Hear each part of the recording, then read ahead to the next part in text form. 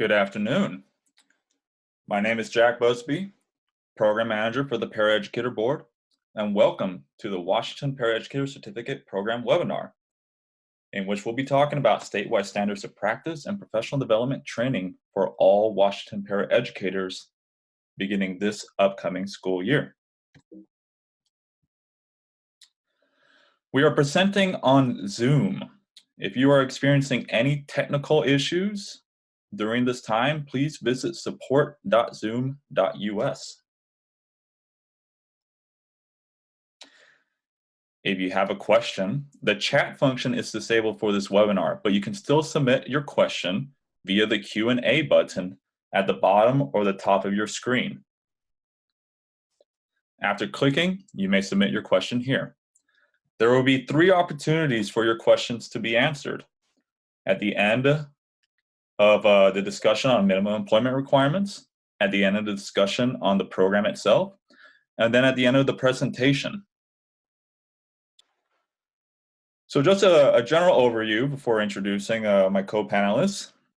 Today we're going to be talking about the importance of the training, the minimum employment requirements, the Paraeducator Certificate Program and all its different components, some implementation considerations that especially school districts should be thinking about as they try to integrate this Paraeducator Certificate Program in their district and train their paraeducators. These are lessons that we have learned through the Paraeducator pilot over the last several months. And then, of course, we're going to be opening it up for questions from the audience. This presentation is available now. If you go to the bit.ly account down there, do realize that this is alpha specific, so the caps do need to be caps and the non-capitalized letters do need to be not capitalized. All right, and with that, again, my name is Jack Busby. I'm the Program Manager for the Paraeducator Board. I came in and joined the Professional Educator Standards Board in 2017 to help manage this program. With me is Janelle Adams and Musta Malik. Janelle, do you mind introducing yourself? Yes, my name is Janelle Adams, and I have been serving as the consultant to the Professional Educator Standards Board since 2014. And I've had the privilege of working with the original work group that was mandated by a legislative act back in 2015, 2016, and prepared the legislative report. And I'm now just really thrilled to be working with the Paraeducator Board in its implementation status starting in 2018. Great, thank you. Musta? Hi there, my name is Musta Malik. I am the Pathways Project Assistant at PESB, like Jack mentioned. I have been with the Professional Educator Standards Board as of October 2018, so it's been just over a few months. Great, thank you so much. We're thrilled to have everyone here. Janelle and I will be your primary presenters for today's presentation, and Musta will be helping us in the facilitation of questions. So as you submit your Q&A, she will read them out to us in our specific spots that we will be answering them. So we will be getting to your questions. And with that, just to note that we do have a video here on this link that 3 of the Paraeducator Board members did a presentation on what the certificate program is and what the benefits will be to the state.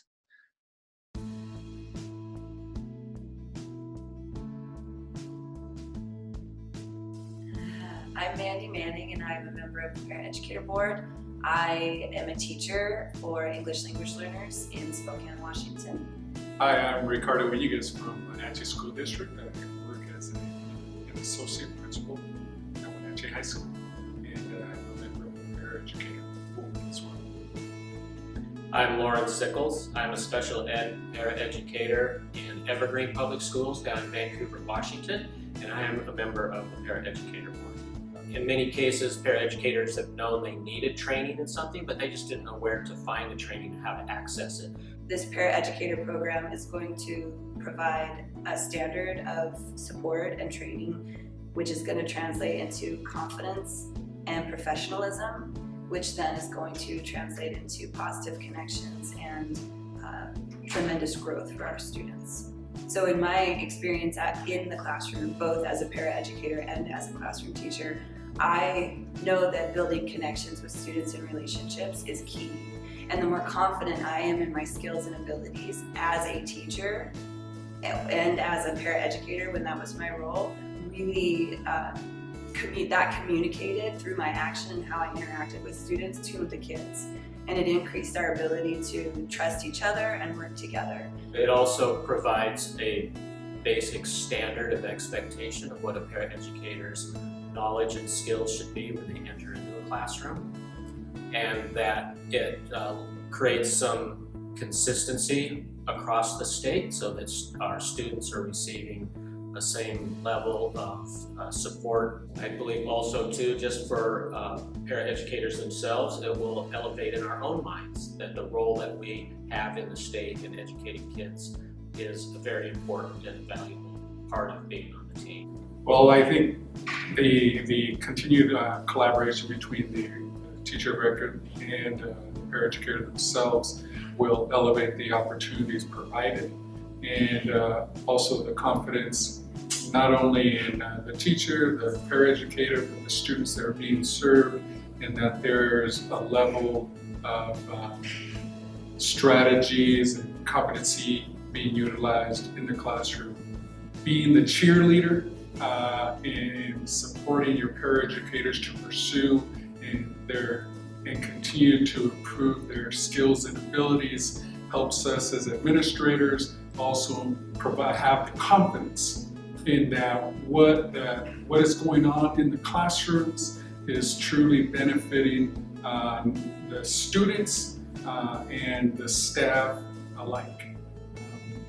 So that's what I would say to administrators, that we just need to continue to cheer our paraeducators on. At the highest levels of Washington's government leaders, they have recognized the valuable role that paraeducators play in educating our children. And so I want them to just really grasp that and understand that this is a recognition of the work that they do, and it is so important that it's important for them to get as much training as they can so that they can in turn provide as much support to their students and their fellow staff as possible. This is such an awesome opportunity to uplift and encourage and empower paraeducators that you work with. I mean, we are partners in the classroom. Both positions are essential to student growth and student learning. So we need to do everything that we can to empower and build up and support paraeducators we work with. So I think this is a great opportunity to strengthen the team and to create the best environment we can for our colleagues and for our students.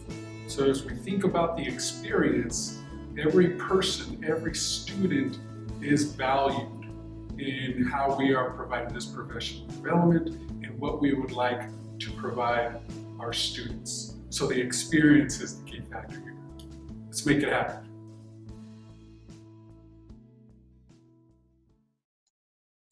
And with that, Janelle? Yes, thank you, Jack.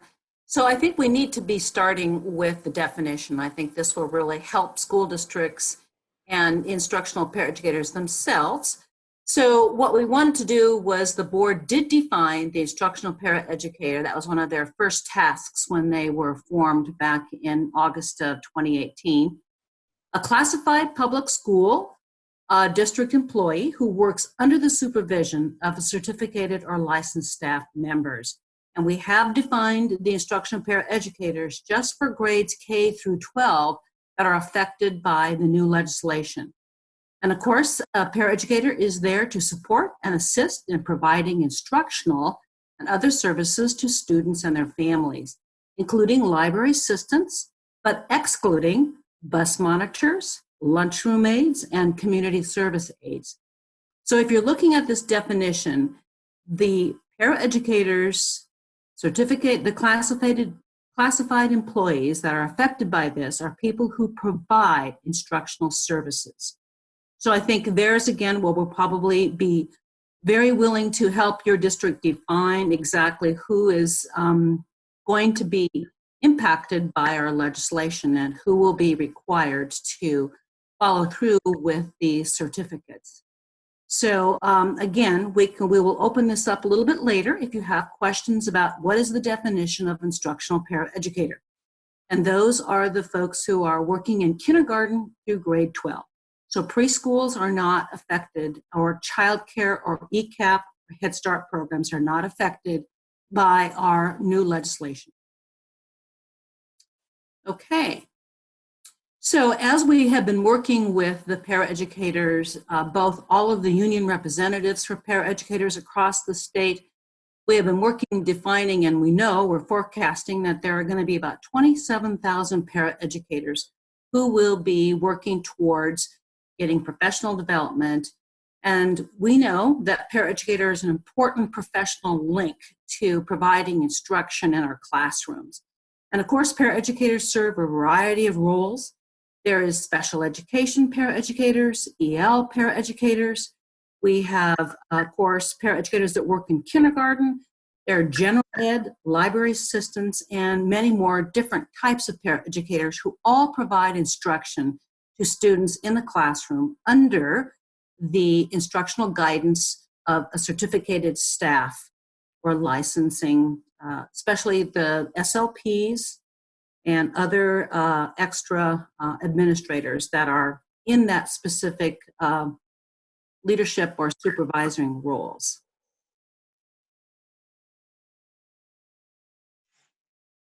So what is the challenge? We know that paraeducators have been working for years in the classroom, providing majority of instruction and programs designed to reduce the opportunity gap for our students. And we know paraeducators are absolutely critical to work with our highest need students. And as our research provided for us in 2015 and 16, which was the reason why the legislature was concerned, is that paraeducators are routinely the least trained. We know that this is a disservice to the children of Washington and the education team. And so it was back in 2015, 2016 that this research and the compelling reason to provide training for paraeducators was paramount with our legislation.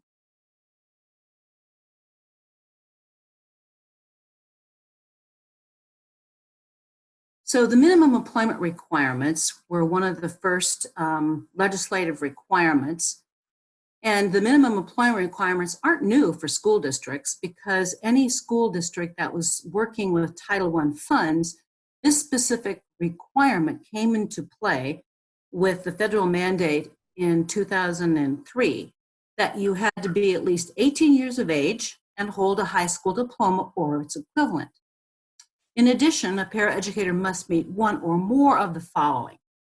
So we know that if you are 18 and you have a high school diploma or its equivalent, you have to either have received a qualifying score on the ETS system or the paraeducator assessment, or hold an associate degree or higher from an accredited college or university, or 72 quarter hours and 48 semester credits.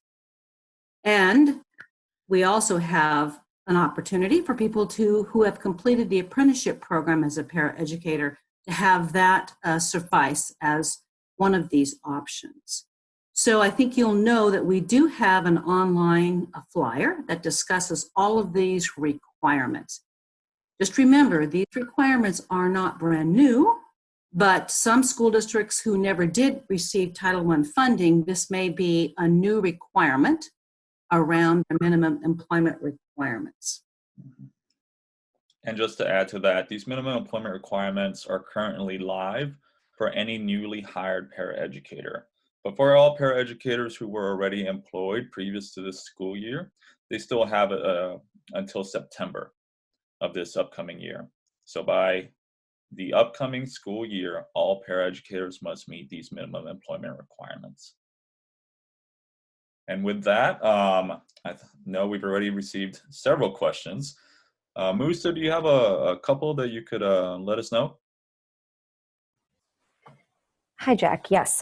So one of a common question that came up is people are looking for some clarity around the definition of community service aides. And also, a little more specifically, one person asked if this is the same as a family engagement liaison, and also generally, if you could provide some clarity around that. All right. Janelle, I think, can you speak to that one? Yes, I can. So here's what the board struggled with when they were coming up with their parameters around who is an instructional paraeducator. And there is some gray area when it comes to your family liaisons or your community support people. So here's what the definition really holds true, is if that particular family liaison or a library assistant is providing some instruction to the student. So in the case of, for example, if a community liaison or family advocate actually is in the classroom working with a teacher to provide instruction from the curriculum requirements, that would need to have that particular family liaison go through the specific training. Most family liaisons or family advocates are not really providing the day-to-day curriculum instruction in a classroom. So therefore, they are excluded. So that's kind of the litmus test for districts to take a look at. It really boils down to, is that classified employee under a paraeducator job description are providing instruction? Even if they're out on the playground for 2 hours and come in and do 1 hour in a classroom to support a reading group or to work with a small group of students tutoring them in either math or social studies or science, then they are required to receive the instructional certificate training that we're going to be talking about later in our presentation, because it comes down to, if you're going to be working with students, you need to have a background in what is good instruction, what is good classroom management skills, and getting an orientation in terms of the development of learning and how a paraeducator can support that. Great, thank you. Musa, do we have maybe one or two more? Yeah, so another question that has come up a couple times is how does the instructional paraeducator language apply at the preschool level for paraeducators that are working in preschools? Right. The Paraeducator Board did talk about preschool, and that is not included in this initiative. So it starts in kindergarten. There are many different requirements in early learning programs, and sometimes the school district will be hiring paraeducators to work in a preschool setting, the 3 to 5 year olds, in a Head Start or an ECAP program. And those specific job positions do have certain requirements based on early childhood learning and requirements that are working through the Head Start or ECAP program. So that was the reason why the board defined this to start in kindergarten. So if you've got a preschool program and you have paraeducators that are working that and only working in the preschool program, they are not required to have a paraeducator general certificate. Great, thanks. All right, one more, Musa, before we continue? Yeah, sounds great. So another common question that's come up is, how do these minimum employment requirements apply to substitute paraeducators? That's a great question. The Paraeducator Board has brought this question up, and the members have talked about it. As of now, they have decided that substitute paraeducators, the decision on minimum employment requirements and the professional development program training, it will be a school district decision if they would like the substitutes to do that. So as of now, these minimum employment requirements do not apply to substitute paraeducators. However, these are for the statewide minimum employment requirements. If a district is Title I, there are Title I minimum employment requirements that the district will still have to make sure that they maintain for their substitute paraeducators. All right. Thank you, everyone. This will not be the last opportunity to ask questions. We will have 2 more spots, with the last spot being open for the entire presentation. Now, continuing, we're going to be talking about, we're going to be focusing on the Paraeducator Certificate program as a whole. We are going to keep it a little bit broader, but we are, of course, happy to go into more detail about it during questions. Now, just before the next slide, just to reiterate that these minimum employment requirements are before a paraeducator, or before a person can be hired to become a paraeducator. They must meet these minimum employment requirements. Everything that follows with a certificate program is training that takes place after the hire. So I know that's a question that sometimes we get, so I just wanted to differentiate. So the Paraeducator Certificate program is training that will begin school year 2019 and 20. We do have this flyer available online, and of course you can always find more information on our website, which is pesb.wa.gov.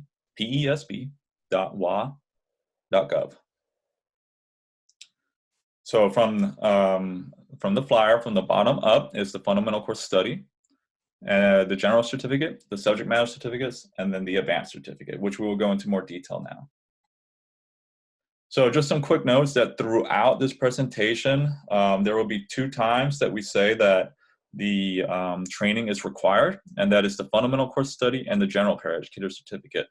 These are required trainings that a school district must provide to their paraeducators. However, this is contingent on funding. We will go into more detail about the funding mechanism and structure later on in the presentation, but for now, just to let you know that what is being requested by PESB and other agencies is for $26 million a year to be provided to school districts in order to be able to give 4 days of training to their paraeducators. Additionally, the Paraeducator Board has approved that professional development hours are continuing education credit hours, an example being clock hours. So in the continuing slides, when we start saying that 28 hours of training must be provided, these are 28 hours of clock hours. 28 clock hours must be provided. So what is the fundamental course of study? This is the foundational training that all school districts must provide to their paraeducators in the upcoming school year, and then for all paraeducators hired after that, as long as funding is provided.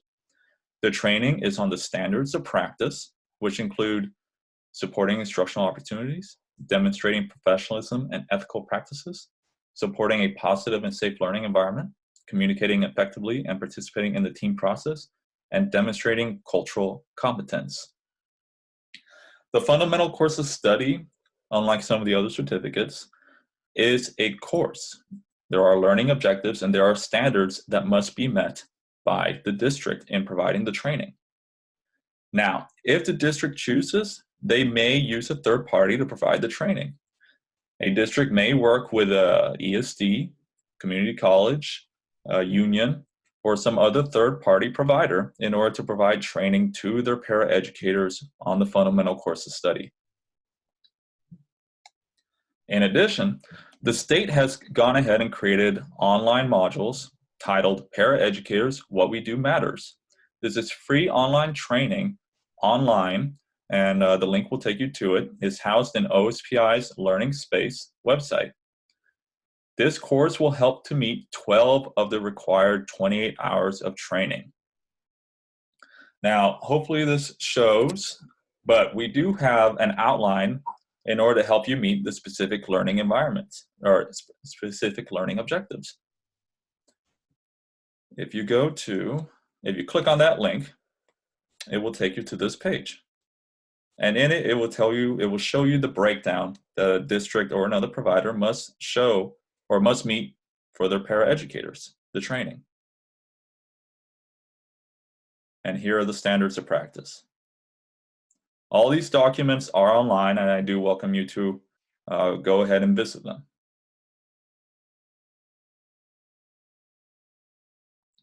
Now, we will talk a lot more about this later on, but some best practices that we have learned is that it's very important to be able to provide the fundamental course of study as a hybrid and blended learning model, instead of trying to do everything online as example. So even though we do have these online modules, do note that only 12 of them will meet the 28 hours of required training. And it has been, during the pilot, we have seen that it has been really helpful to be able to integrate the online modules to the training that is provided in person. It also gives an opportunity for the trainer to provide training on district rules and practices that's specific to that school district. We have seen that paraeducators during the pilot have really enjoyed this and appreciated this background information. So we do suggest it when you're providing the training to be able to do so. From there, once a paraeducator has completed the 28 hours of training for the fundamental course of study, there are 3 certificates that open up. And just a clarification that the fundamental course of study is not a certificate, but it is a course of study that all paraeducators must go through within their first year of being hired. After that, there are these 3 that open up. And with that, Janelle, do you want to speak about the general certificate? Yes, so the general certificate itself is an opportunity to work over 3 years to receive your general certificate, which then does not expire. So all paraeducators will be working towards their general paraeducator certificate of completion. And after they complete their 28 hours, they now are working on an additional 70 hours. So all total, 28 clock hours from your fundamental course, and then an additional 70. That makes a total of 98 clock hours. And again, the 70 hours that is required for your general certificate is a wide open opportunity. Any school district that is providing training for the teachers through a clock hour process will be open and available for paraeducators to use those clock hours towards their general certificate. When we were creating the general certificate, our idea would be that looking at training teachers and paraeducators together would make a very wise educational team to provide content and instruction to our students. So again, all paraeducators that are employed by the district must get their general certificate requirements within 3 years of completing the fundamental course of study. And the good news is that paraeducator certificate, once they receive it and they do their completion work, it does not expire. So again, we'll be able to open up all kinds of opportunities for paraeducators to be able to complete their general paraeducator certificate. The whole component is providing professional development for paraeducators. And this is one way that we really feel would be a great opportunity for paraeducators to learn side by side with teachers in a variety of different courses that they can then obtain through a clock hour system. Just like teachers have clock hours, those same clock hours will be an opportunity for paraeducators to take those and have those apply to their paraeducator certificate. Okay, once you have started and finished your fundamental course of study, you then have an opportunity to earn 2 subject matter certificates, one in special ed or an ELL, or you could do both. And we want to remind you, it is not a prerequisite for a paraeducator working in a program to have a special ed certificate or an ELL. But we do want this to be an opportunity for paraeducators to have a specific training in perhaps their chosen classroom assignment as an ELL para or as a special ed. And sometimes, many times, paraeducators are in both ELL and special ed, so we wanted this to be a great opportunity for paraeducators to have an expansion of content. So in the ELL subject matter certificate, you will be completing 20 hours of professional development.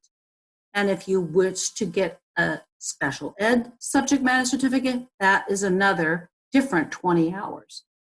So the certificates do expire after 5 years, so there's an opportunity to renew those and be able to renew your paraeducator certificate after the 5 years, and we'll be doing that with clock hours. So again, attaining the subject matter certificates also can be used to deduct hours from your general paraeducator certificate. So as we do this, we wanted this to be a great avenue for paras to get specific training based on their job assignment, but also to have it apply towards their general certificate. So there's kind of a dual opportunity here in earning your ELL subject matter certificate or your special ed subject matter certificate. Okay, so again, what is the subject matter certificate? How is it defined? How do you earn it? Where does it come from? And so again, similar to the fundamental course of study, these certificates must follow outlines that meet specific learning objectives. So over the last 2.5 years, we have had many subcommittees working along with the approval of the Paraeducator Board around what those specific learning objectives would be. So with over 100 people participating in this specific, we had subcommittees that defined what does a paraeducator need to know and be able to do in an ELL classroom and in a special ed classroom. They have gone through years of vetting and worked towards this. So if we take a look, there is the specific outlines that are defined with the learning and how many hours need to be spent on each specific one. So Jack, can you kind of go to the outlines for the special ed or the ELL, whichever ones might be handy, so we can just get a sample. So again, we have some really good resources on the PESB website that really help a district define what they need to be able to follow to earn a subject matter certificate. So again, you can see we've broken it down by module. We have tied it to the specific standards of practice for a special ed paraeducator. And then as we scroll down each of the modules, you'll see have a defined how many hours needs to be spent in that module. And we break it down by the learning objectives so that each district who wishes to offer this training and customize it to meet their specific needs, they have a syllabus and a learning outline to go from. So in our pilots, we've been learning that these specific syllabuses and outlines have been very successful in districts being able to define and being able to provide this training. Currently, legislature funded for PESB to develop 2 online courses to assist in the training of these certificates. So starting in July 1st of 2019, these particular training modules will be available for districts to use. They will be worth 20 hours of clock hours for either the ELL or the special ed, depending on what certificate a paraeducator is working towards. However, we have learned that the best practice is that a district could use and work with a blended learning model where they're using the 20 clock hour hybrid modules to work online with some in-person and some small group teaching. So as we go through our presentation, we'll be showing you many more resources to be able to work towards getting these certificates. One of the Paraeducator Board requirements are they want to be able to provide every district with good resources, with a good opportunity and solid background on what they need to be able to do to implement these. And I think that's what the Paraeducator Board is really working towards in the next 6 months, is to provide all the resources that a school district will need to be able to meet these specific certificate requirements.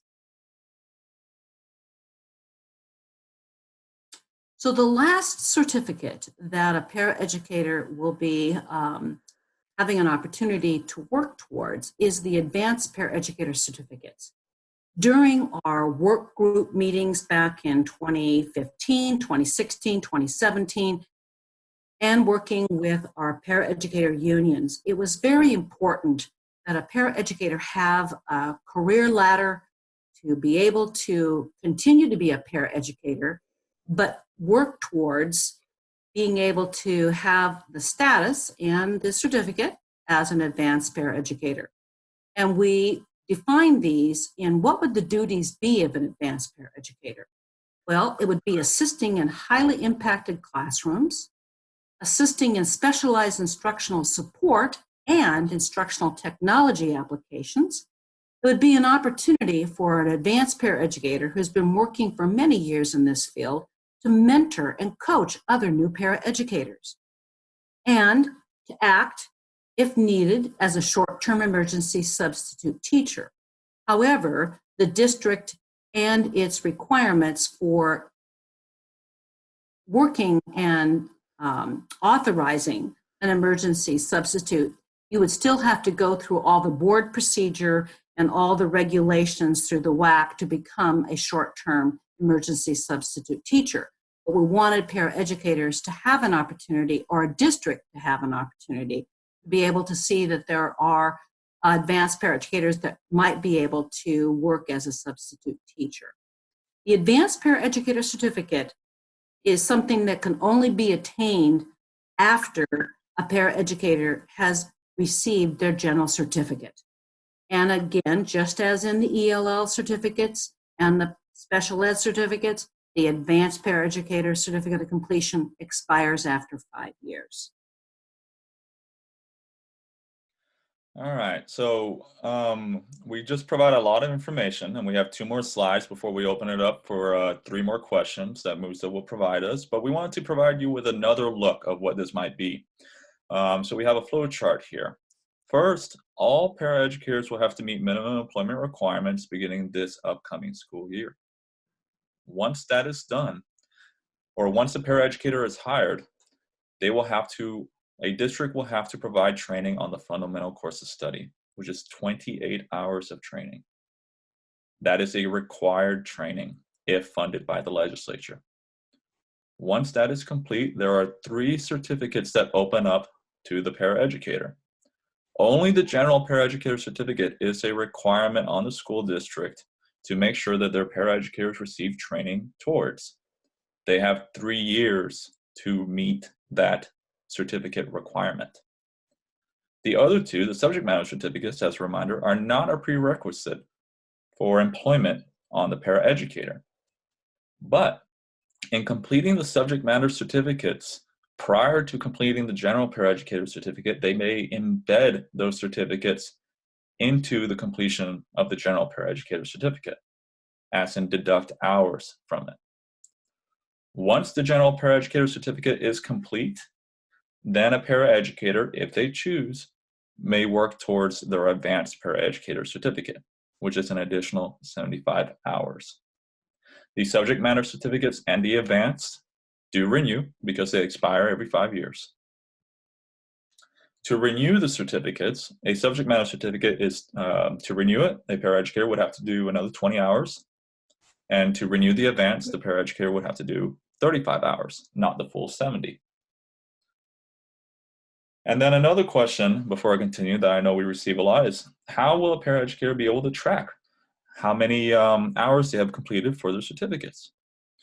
We have been working with our partner OSPI and the certification office because paraeducators will be utilizing eCert to keep track of all the clock hours that they complete towards this training.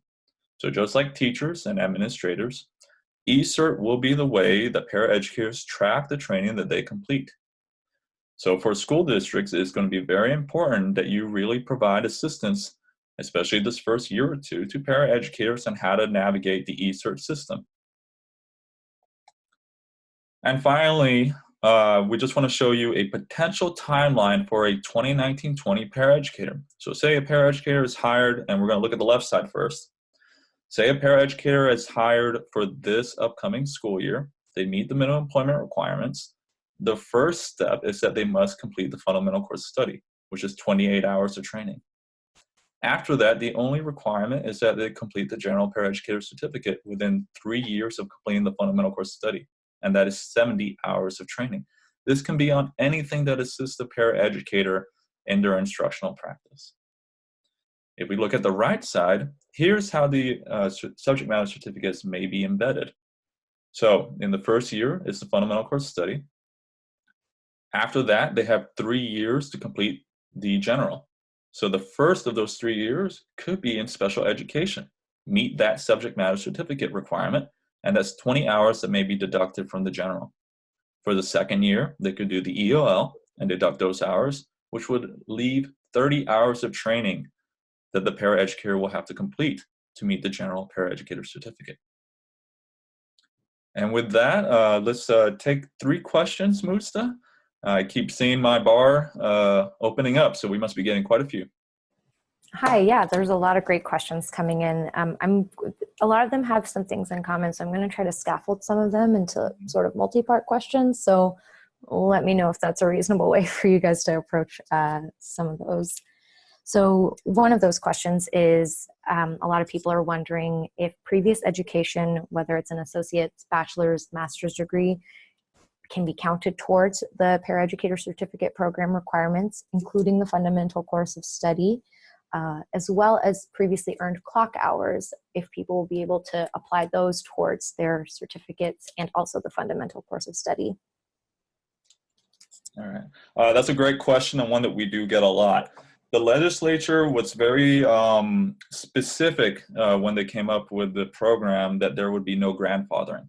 So all paraeducators, regardless if they are brand new to the job or if they have 20 years of experience, are required to complete the fundamental course of study and the general paraeducator certificate. Everyone starts the training at the same time. As for previous clock hours or training that has been attempted or completed, the program begins this upcoming school year. So if you are working towards, I know some people have found the online modules, and if you are completing those now, they will not be counted towards the training that begins next school year. You know, I'm sure that many people have this question. Well, if I've got a master's degree, why should I have to go through all of this training when I'm already maybe a certified teacher working as a paraeducator? And that's a really fair question. And I know that the Paraeducator Board really worked through this with their conversation and working back and forth with the unions to discuss what would be a fair and equitable way to start. And I think that that's where the legislation was very clear, and the Paraeducator Board agreed that this is starting, okay, with a new system, with a new professional development opportunity. And so we will be looking towards everybody working on their subject matter certificates or their fundamental course of study and their general paraeducator certificate. So nobody is grandfathered, and we believe that the course of study will, even in our pilots, we've had many of our paraeducators say, you know, I've been a paraeducator for 25 years, but this has been great. I really want to have an opportunity to discuss with my district the different programs, the different ways that my job description is being implemented, and being able to have a partnership with their teacher is really critical to why we want the professional development of paraeducators to be of high quality and to begin to really acknowledge the professionalism of the paraeducator across our state.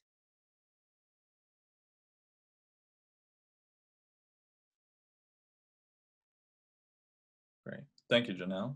Musta, do we have a couple more? Absolutely. So another big question that's coming up is if a paraeducator has begun their fundamental course of study hours, or they're working towards their the general certificate or the ELL or special education certificate, and then they transfer to a different district, do those hours and curriculum that they've completed follow them, or do they start over when they move districts if they're not already done at that time? That's a great question. Thank you. With the help of eCert, paraeducators will be able to track and keep track of the training that they have completed. So the fundamental course study is just a block. So the hope is that the paraeducator will receive the training in the district that they start at. But if they do move to another district, that training will still apply. They will not have to redo the fundamental course of study. The same is with the general paraeducator certificate, well, all the certificates. Any training that you do complete, You will not lose that if you move to another district, which is great. And I believe there was a part 2 to that, sorry. No, I believe you covered it. Yeah, the question was just for the fundamental course of study and also the certificate hours.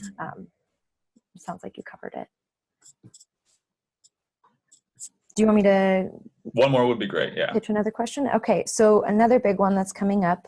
Oh, and one thing I want to add for all the attendees, the questions that we aren't answering right now during the presentation, those will be brought forward during the Q&A session at the end. So if you haven't heard your question come up yet, do not worry.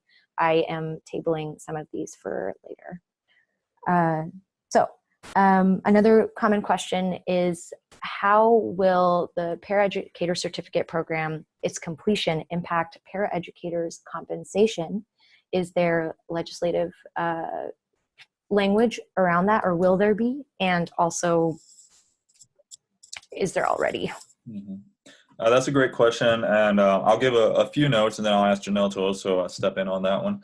Is that as an agency, we cannot speak to salary, but I know that this was something that was discussed during the Paraeducator work group, and it is also something that's just that is known by both the legislature and by unions and by school districts.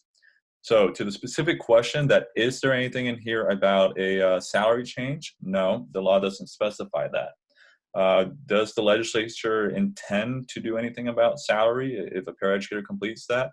Not to my knowledge, and I don't believe that they have the authority to do that either.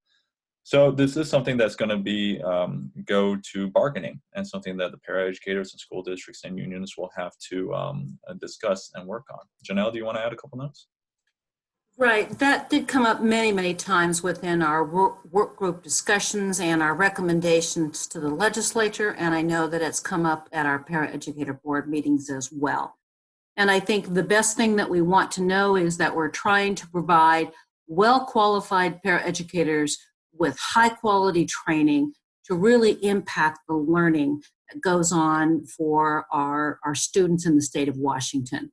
So with that, professionalism is, our goal, and we want to make sure that every paraeducator has a good set of trainings to be able to do the best job they can in that classroom for the students of Washington State.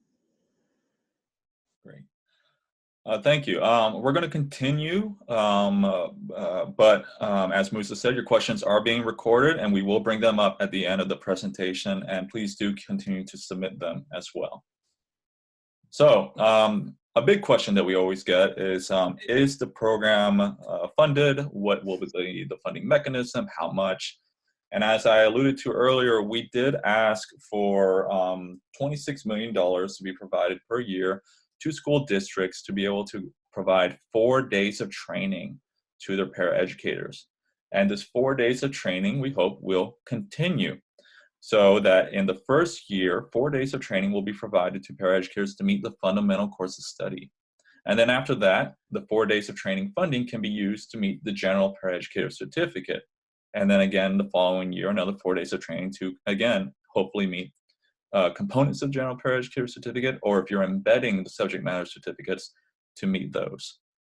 Currently, the legislature is reviewing this financial requirement and this ask and trying to determine the different methods to distribute the funding. So this is something that they're currently in session talking about, and we do expect more dialogue on this to take place within the next month, and for a decision to take place by the end of session. Current sentiment is very positive that this will be funded, but of course, being the legislature, we cannot make any kind of certainties until the very end. But this is, since we have been hearing very positive remarks, we do want to recommend that school districts really do begin to consider the implementation necessary for this program, so that their school districts are prepared when it comes time to begin implementing it this summer. And what do the funds cover? It is for paraeducators. It is the training of the paraeducators and their compensation. So for training needs, this would include any kind of facilitation or a training room, materials, things of that nature. and then the compensation of the paraeducator as well. All right, Janelle, do you want to take us through some Yes. suggestions? So I think the most important part about implementing the program is to make sure that all districts and paraeducators across the state know about the program. So that's one of our main concerns and one of the concerns of our Paraeducator Board. We really want to make sure that everybody in the state understands what the program is and make sure that they understand they have resources. And last year, the Paraeducator Board worked with the legislature to start the pilots. So we had an opportunity to grant pilots compensation and grant program to go to 6 different pilots across our state. So we want to make sure that we tested our paraeducator training modules. We wanted to figure out how districts could pick these syllabuses up and how they could customize and start the training. So with our 6 pilots, we are learning a lot. And there is a midterm report that we prepared last month.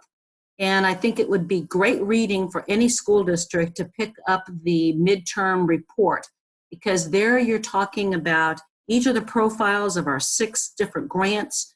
We tested this out in a variety of different small rural school districts to large urban school districts. We did a blended learning. We did all online learning with 2 ESDs that are participating. So I don't want to, cover every single thing about the pilots, but I think that midterm report is a critical link to every school district to take a look at that. We also know that implementing the program, we want districts to be able to leverage their locally bargained resources to ensure that the training meets the district and the paraeducator needs. Many of our paraeducators do get professional development, and some of them have a certain amount of days that are assigned to paraeducator training, and that varies across the state. We have some districts that provide up to 10 days of training every year for their paraeducators. We have some districts that have bargained a pool of dollars that a paraeducator can go ask for professional development training. So we want districts to be able to know that they can work with those resources to be able to provide those clock hour training times for the paraeducators.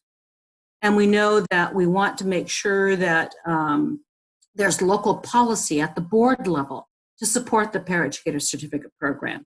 So a district needs to be working not only with their unions to make sure that they have the resources allocated and the training times within their bargained specifications for that year, but also that this should go to the school board as well to create a policy to support the paraeducator certificate program.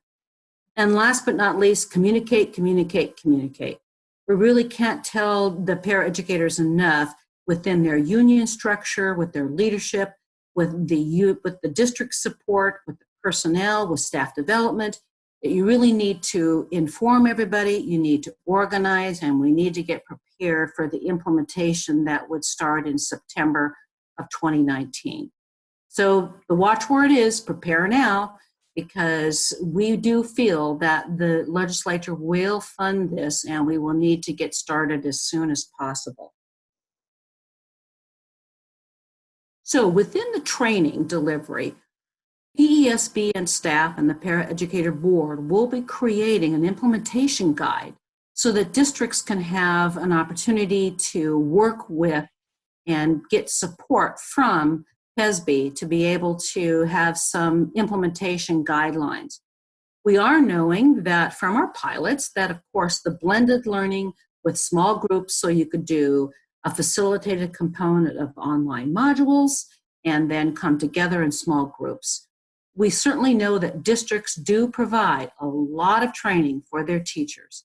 We want districts to work smart and leverage what they currently provide for teachers that could be provided for paraeducators. So we have a side-by-side learning team, teachers and paraeducators learning together.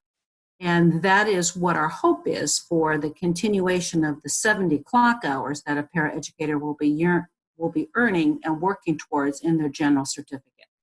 We also believe that utilizing partnerships to develop the best training for paraeducators.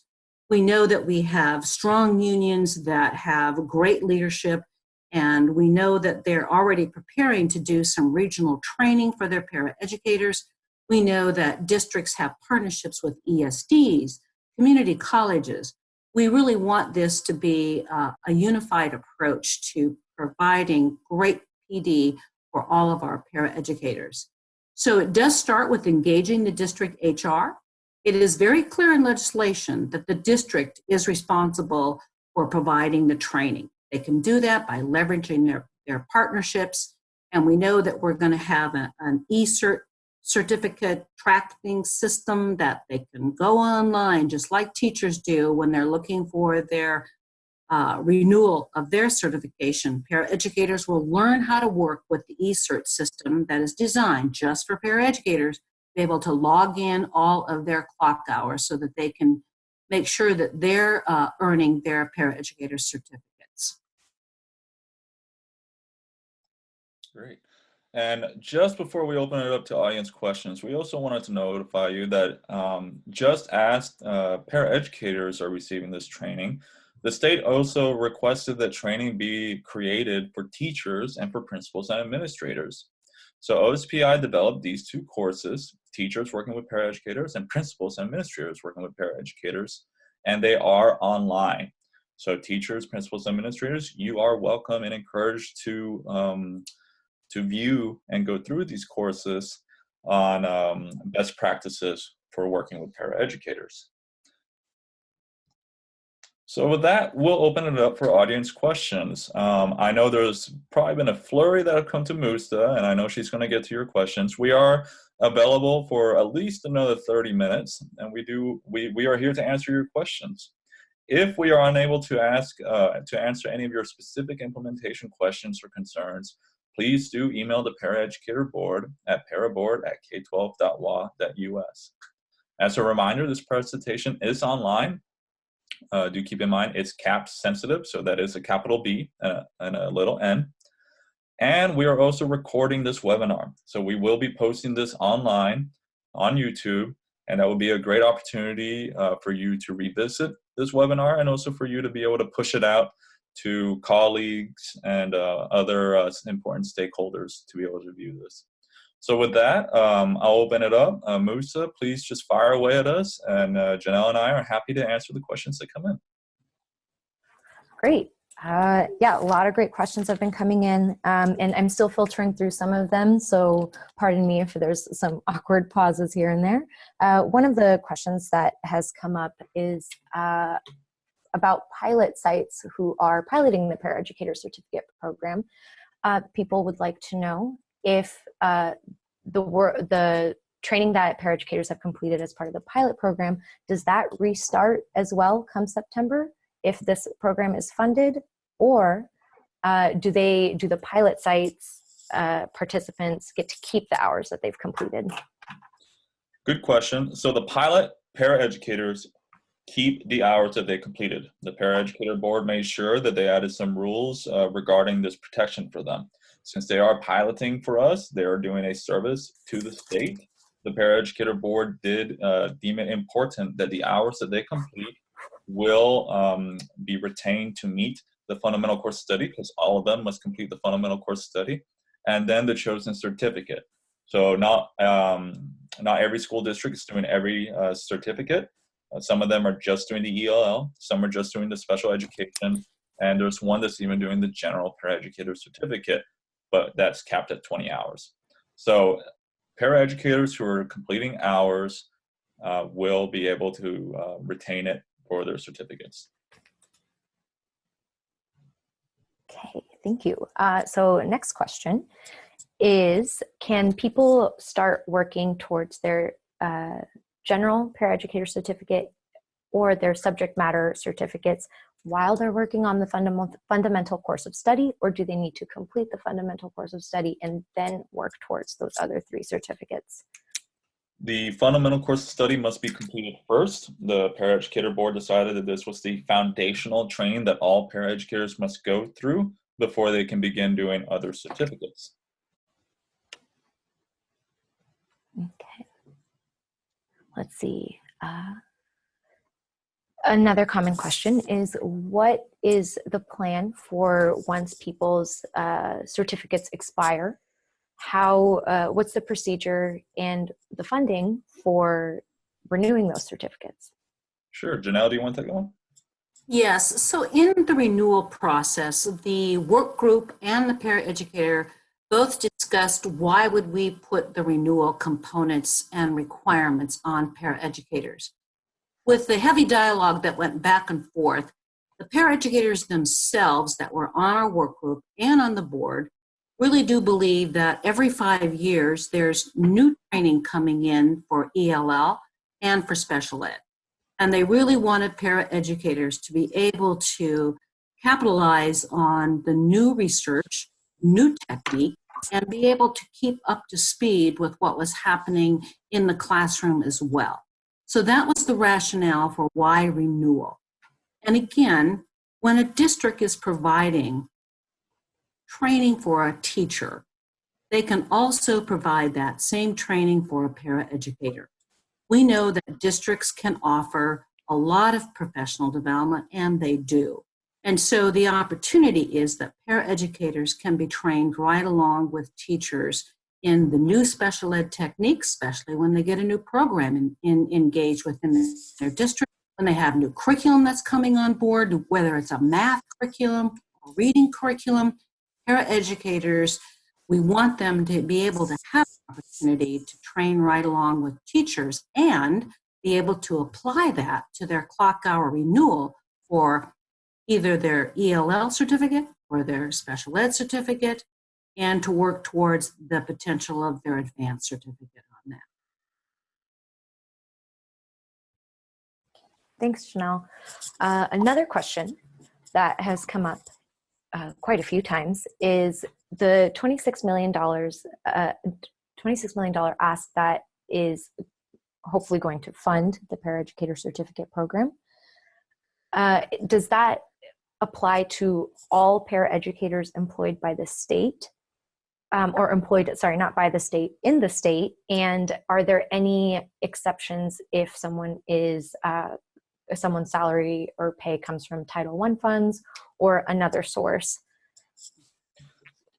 So the funding is to provide training to all instructional paraeducators. So if a paraeducator is defined as an instructional paraeducator, and that definition we did have in the beginning of the presentation, so I do welcome you to visit it again. That funding is to provide training to those individuals.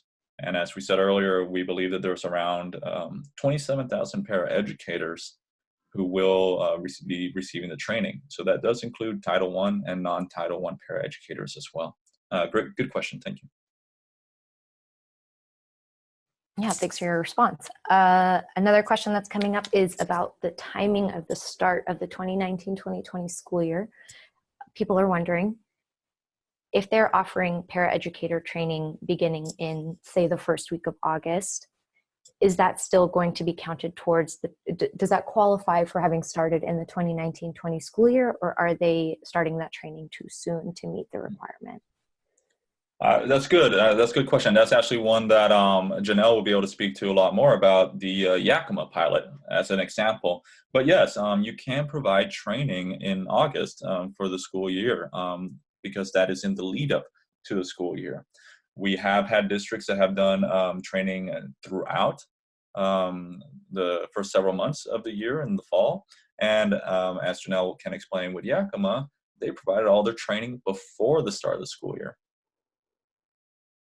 Right, and I think that districts need to know that the budgeting cycle for once the new budget for 2019-2020 gets set, that usually the funds, whatever the legislation is appropriated, it would go into effect July 1st. So the answer is, and I know that if we need to get further clarification from the board, we can. We do believe that once the legislature said there's funding, then all school districts starting July 1st, 2019 could be able to offer that training.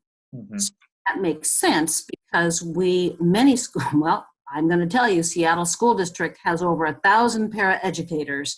And so they're going to be looking for every opportunity to begin to start their training for their paraeducators. So a July 1st start date would be the green light to get going on it. And I think you do have many different options. You know, Yakima and our pilot provided all 4 days, the last 4 days in August, right before school was going to start. So that's something that the unions and the districts will need to come to an agreement on in terms of when would they want to provide the fundamental course of study. Sometimes we heard in our Yakima pilot when they did all 4 consecutive days that some of the paraeducators said, gosh, you know, I learned a lot. It would be nice if I had had maybe 2 days of training and then after 2 or 3 months come back together and get the other 2 days of training. Sometimes you get kind of saturated if you have to sit for 4 days solid and you don't have an opportunity to go out and practice what you just learned. So again, those are things that we're recommending in our implementation guidelines for school districts. In our resource materials are going to be available for districts to take a look at and for unions to come some kind of an agreement around what their leadership capacity can be to help implement the training. Thanks, Janelle. And I'll just add that with the funding, as we learn more, we will make sure to notify everyone on the ways that the methods that it will be distributed. So if you are a part of our listserv, that is how you will find out. If you are not a part of our listserv, I do encourage you to sign up for the newsletter. If you go to pesb.wa.gov, that's our main website. In the bottom, you will see a footer which says with a subscription button on there. So I do encourage you to join. Musa, do we have any more questions? Yes, many more questions. So let's see. All right, so people have a question. So I'm gonna scaffold this question a little bit. So overarching question: are the requirements different? The certificate program requirements different for a part-time paraeducator versus a full-time paraeducator? And within paraeducator, are we actually? This might be 2 separate questions, but I'm still gonna pitch them to you. Are library assistants, translators, and other staff that kind of fit in that category considered under paraeducators for the purpose of the fundamental course of study and the paraeducator certificate program? Let me take a stab at that question. So I know what they're asking when they say part-time. So if a paraeducator is hired for a 2-hour position, that is considered a paraeducator. And if they are providing instruction for those 2 hours, they are required to go through the fundamental course of study and attain their paraeducator general certificate. So regardless if you're part-time or full-time, it does not matter. If you are providing instructional support to students, we want to make sure that you have the best training possible to do, even if it's a 2-hour job. So the next question was a little bit about, so if you're a library aide, okay, and here's the definition for that. If, as a library aide, you are providing instruction into helping the students when they come to library time, if you're giving them instruction on how to use the library, how to do research, how to get online, to get the different resources for reports that students are required to do, then that is considered an instructional component. And so that's going to be the job of the district to take a look at those job descriptions and figure out if they're providing instruction during a library time that is a part of the requirement of your curriculum around research, and as a student learning objective for that component. As it relates to translators, we did not really say to a translator that if that is your primary job within a district is to just do translation, you are not required to get a paraeducator general certificate. But if you are a translator and you're also working as an ELL paraeducator, providing language support and language acquisition skills, then yes, you would be required to get your general certificate. So again, this has a lot to do with the job description and the way that a district does hire and frame that position. So good questions. And again, those would be something that the HR department can work with. And certainly the PESB staff is available. Jack can certainly begin if those questions need to be further defined by the Paraeducator Board. We can certainly take it to the board and get a clearer definition. But we're hoping that we've done a good job within the WACs and the adoptions the Paraeducator Board has made over the last year, that they're pretty clear. But you know, we always are open for more specific questions as it relates to your specific district. Thank you, Janelle. Next question is, people are looking for a little additional clarity around when the fundamental course of study needs to be completed. I think there may be some misunderstanding between the perception that it needs to be completed in order to be employed, so it must be completed before you are employed as a paraeducator, or you can complete it perhaps during the first year of your employment as a paraeducator. So if you could kind of reiterate that part of the process. Sure. Thank you. So the fundamental course of study takes place after a paraeducator is employed. So a school district, in order to hire a paraeducator, that paraeducator must first meet the minimum employment requirements. Once they do that, training on the fundamental course of study, if they have not already received it and attained it from a different district, must begin.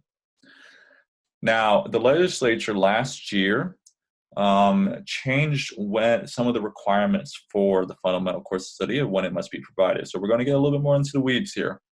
For the first year that this program is live, a district must provide paraeducators the training within that year. For the second year, again, there is a year that the training can be provided. But then after that, districts must provide the training within a certain time frame, within either 30 days, depending on when they're hired. I believe it's if they're hired before September 1st. And then within a certain months, so depending on the school district size. So small districts will have a few months, while larger districts have about a month or two in order to provide the training. But that won't be for another couple years. So for paraeducators that are hired in 2019-20, they will have until the following September. So September of 2020, I believe, to make sure that all the training on the fundamental course of study is provided to the paraeducators. Once that is done, the fundamental course of study, then the other certificates are available, with the only requirement being the general paraeducator certificate, which must be completed within 3 years after the attainment of the fundamental course of study.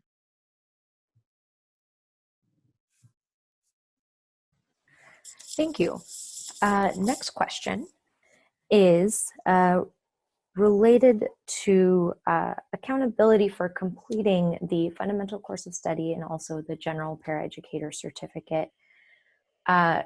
Will the district be accountable for the paraeducators that do not complete the fundamental course of study and the general certificate within the allotted time? Or will the paraeducators be? And could you provide some clarity around what that looks like? Mm-hmm.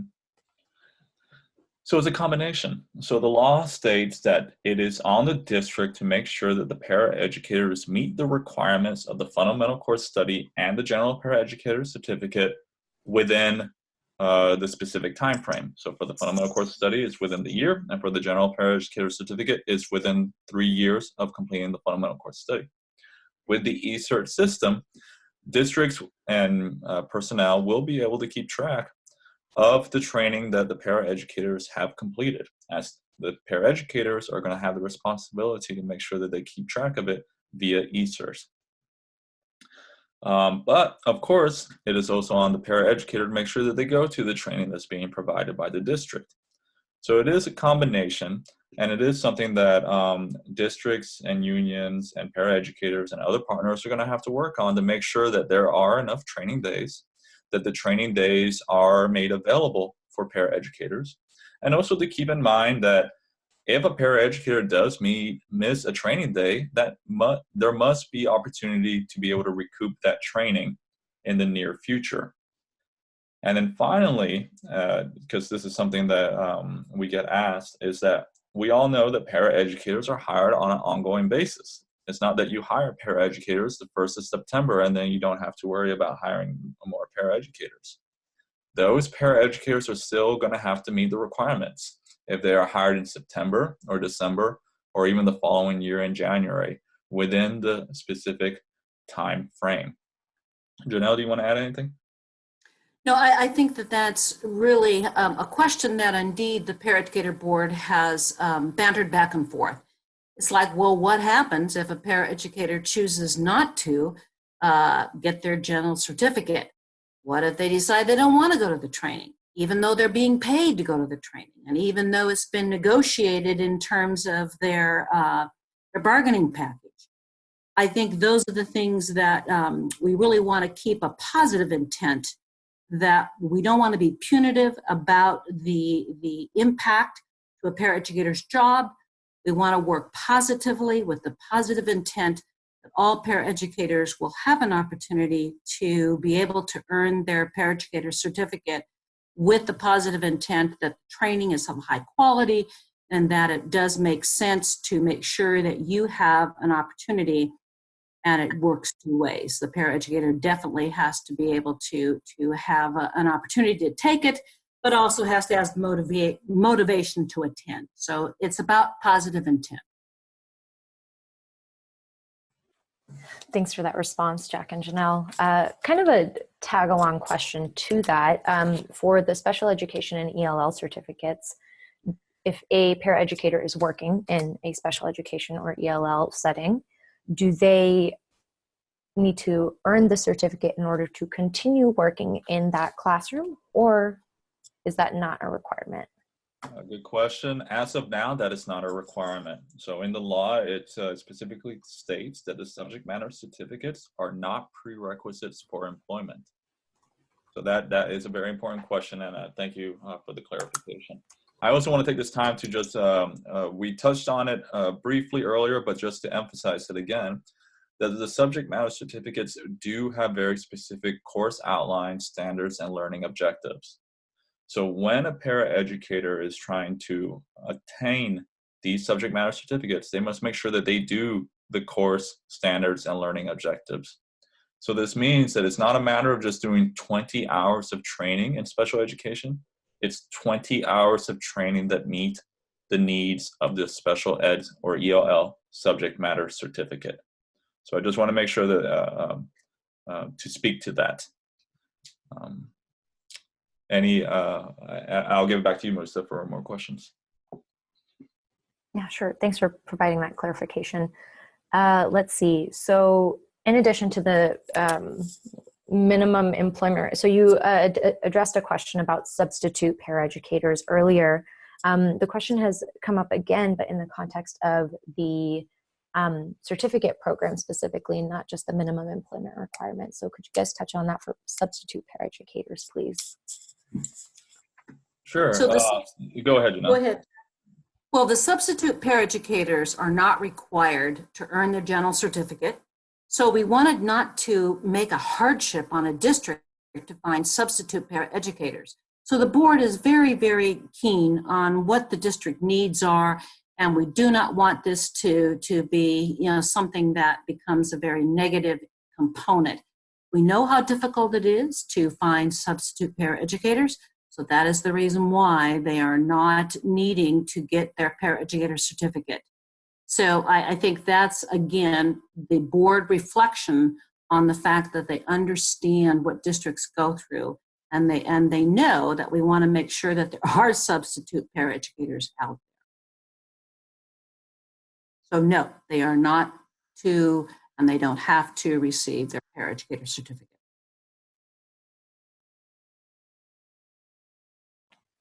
All right, thank you. Let's see. Going back to questions about funding, we've had many more of those pop up. People are wondering,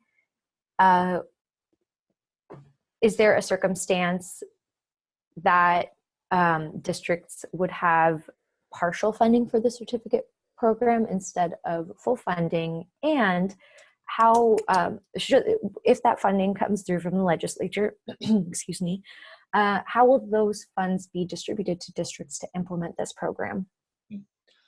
These are all great questions, and I do really appreciate everyone asking questions about the funding, because I know it must be at the forefront of your thinking, especially with the training. Is something that's on the forefront of mine as well, because it's something that we're really trying to work with the legislature to make sure that they do provide funding for.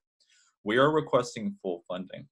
And in speaking with the legislatures, and especially the different representatives, we have not heard them discuss yet doing any kind of partial funding. They really do want this to be statewide implementation, and they want to make sure that every paraeducator receives the training on the fundamental course of study, and then later the general paraeducator certificate, to make sure that we really help not only the education team, but really the students. So it really is the focus on the representatives who've been working on this for several years, because, and Janelle can really attest to this, we've been working on this for several years now. There was a paraeducator work group from 2014 to 2016. Several online courses have been created. Other funding packages, other funding and training has taken place over the last couple of years. And now it's just this last part, which is the paraeducator certificate program. So I believe the majority of people, if not all, are on board for full funding. It's just a matter of going through the process now in the legislature of determining how that will be done. So to that second part, the method that it will be distributed, that is what is trying to be finessed right now. There have been different methods that have been discussed. This is actually something that's rather unique for the state to be able to be saying that that any kind of educator must receive professional development in certain days or in certain standards or time frame. So because of that, there are different rules that they're trying to look into and different methods to try to distribute the funding. So again, this is something that we are trying to work with our partners, and we are trying to work with the legislature to not only further understand, but to advise when it comes to being able to distribute and provide the funding. And as we learn more, we will make sure to notify all of you on what methods that might be. So we do appreciate the question, and thank you for asking. Thank you for that response. Another question is, oh, sorry, just lost it. Oh, yes. Thank you for being patient. So the next question is, what are the testing requirements and are there passing scores associated with completing the fundamental course of study and the paraeducator certificate program? That's a very, very good question. Thanks for bringing that up. So what we want you to know is that there is no testing requirement. What this is a completion of the training. So think about it as a pass-fail, really. If you attend the courses, you will get a pass, and that will count towards your clock hours. If you do not show up, okay, then of course you cannot receive the clock hours because you weren't there for the training. So that's kind of a simple way to say we are not testing. There is no proficiency quotient that we have attained or put into the certificate program. It really is a certificate of completion. And that was very clear with our legislation in terms of the WAC as well. We wanted this to be a completion of the training. That's what we felt was most important, not having a testing or a proficiency quotient to provide perhaps a roadblock for paraeducators to get their certificate. We wanted this to be as positive as possible. We want to make sure the paraeducator can get the training, but we don't want to put the barrier of testing around the attainment of their certificates. So great question, thank you.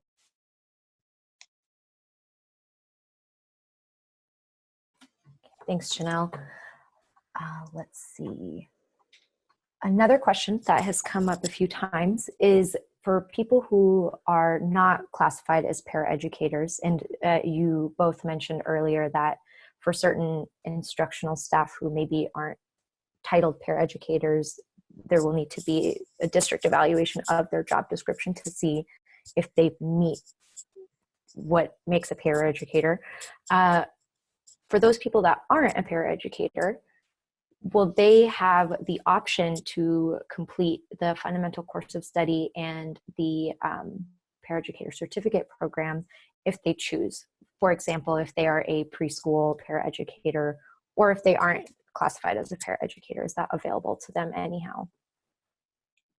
Oh, that's a great question. So the structure, the framework is there.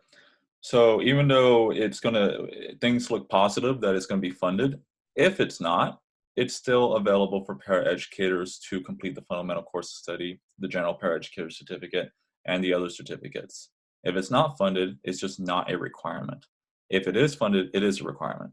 But for anyone that wants to complete the training, it is available to you. So we do have those online modules for the fundamental course of study and soon to be for the subject matter certificates. The general paraeducator certificate is left broad.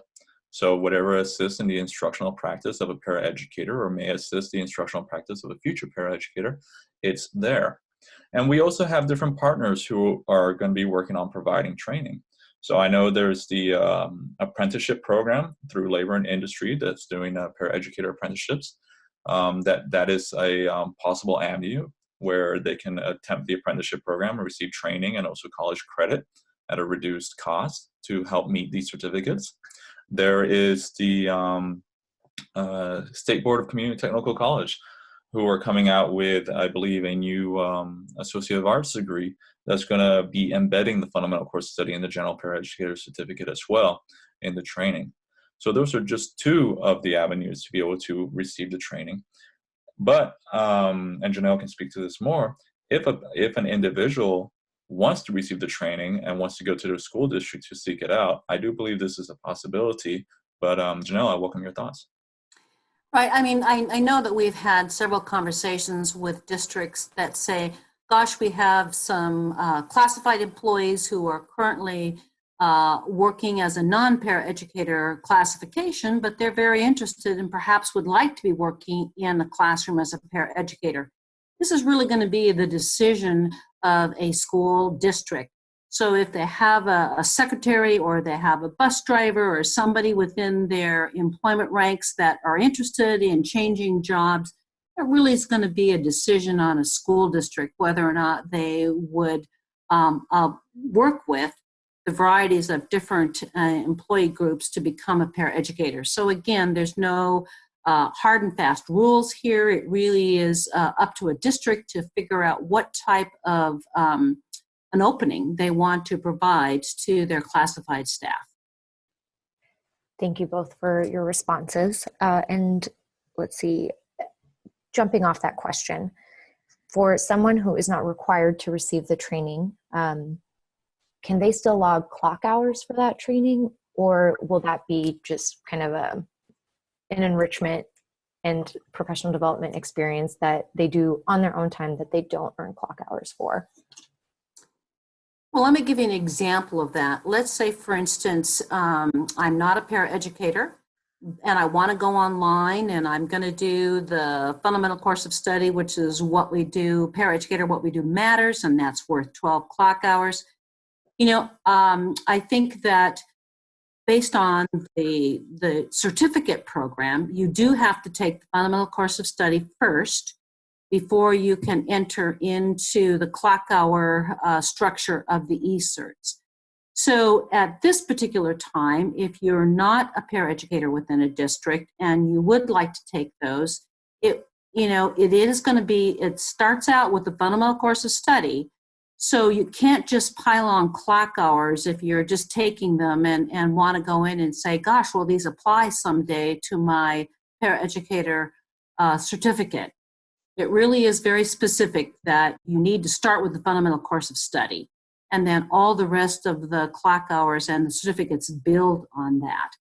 So these could be definitely good questions to continue to think about as we roll out the program. We may be learning more about what types of folks are becoming attracted to the paraeducator job description. So I think it's, you got to know that if you're just going to be out there wanting to take a bunch of clock hours and put them into your eCert, it may not give you the positive benefit that you're thinking about. So again, working with your HR director, working with your union to be able to come up with good solutions for your professional development is what I would advise people who are on our webinar to really investigate with your district. Thanks, Janelle. So I'm looking at time, and how about a couple more questions, Musa, before we wrap up? Yeah, sounds great. So another question that's come up, well, there have been a few questions about the bill associated with this $26 million ask for funding the Paraeducator Certificate Program and Fundamental Course of Study. To kind of help umbrella answer that question, can you provide a bill number that's associated with this ask? Is that available at this time?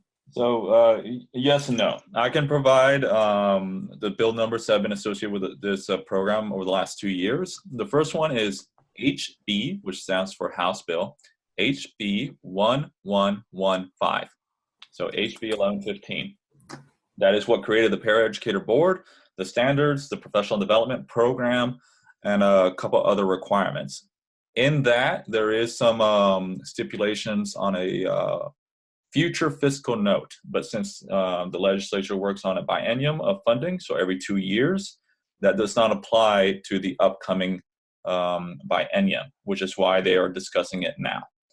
Last year, there was a Senate bill, so SB 6388, that redefined some of the requirements for paraeducators, specifically on the minimum employment requirements. So originally, every paraeducator was going to have to meet the minimum employment requirements this current school year, but it was pushed back to this upcoming school year. And then in addition, there was requirements of training for the fundamental course study and the general paraeducator certificate that were redefined. As this is a fiscal request to fund the program, there is not a bill that is associated with that fiscal request in this legislative cycle. But everyone's aware of it, it is noted, and they will be discussing it within the next month. So that's a very interesting question. Thanks for that response. Let's see, another one that's popped up, and it looks like we're right at 1:30, so I think this will be our last question. Where can people access the course modules that you've referred to? If you go to this presentation, everything's linked. So bit.ly /2 capital B 8 capital U lowercase n and then caps Z and P. You'll be able to access everything that's here. If you would like to access the, if you don't go through this PowerPoint and you want to access the Paraeducators What We Do Matters online course and then the future courses for ELL and Subject Matter Certificate, they are on OSPI's Learning Canvas system. So if you're able to make your way there, you will be able to access them. Alternatively, if you go on a search provider online and type in Paraeducators What We Do Matters modules, it's the first link that pops up. You will be able to see it. If you would like links to the course outlines for the fundamental course study and the subject matter certificates, again, through this presentation, everything is linked, or go to our website at pesb.wa.gov. On the very top, you will see a link for Paraeducator Program. And then if you go through the navigation in there, you will be able to see links for the all the certificates and everything. So that was actually a really good closeout question. Thank you so much, Musta. We are right at 1:31 now. I just want to give a big thank you to both the presenters and for the audience. Thank you for taking the time to be with us. As I said, we are recording this, so we will be publishing it online, hopefully within the next week. Again, very much appreciated. And Janelle, Musa, thank you.